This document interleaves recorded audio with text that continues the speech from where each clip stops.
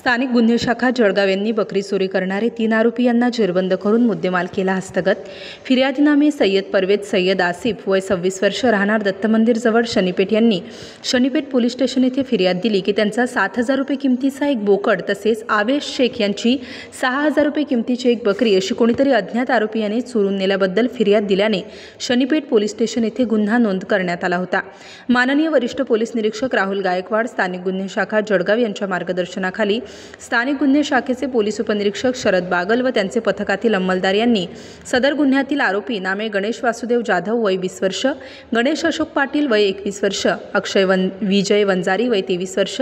सर्व राहणार चिंचोली तालुका जिल्हा जळगाव यांना निष्पन्न करण्यात आले असून त्यांना ताब्यात घेऊन सखोल विचारपूस केली असता त्यांनी सदर गुन्ह्यातील बकरी व बोकड चोरी करून नेल्याची कबुली दिली असून त्यांनी MIDC पोलीस स्टेशन हद्दीतून सुद्धा 3 बकऱ्या चोरी केल्याची कबुली दिली आहे।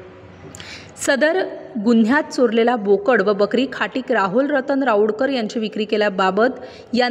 केल्याबाबत सांगितल्याने गुन्ह्यात चोरीस गेलेली बकरी खाटीक यांची जवळून जप्त करण्यात आली असून बोकडाची रोख रक्कम हस्तगत करण्यात आली आहे।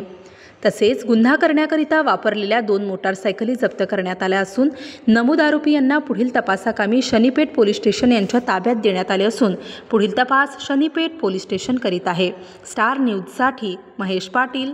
जळगाव।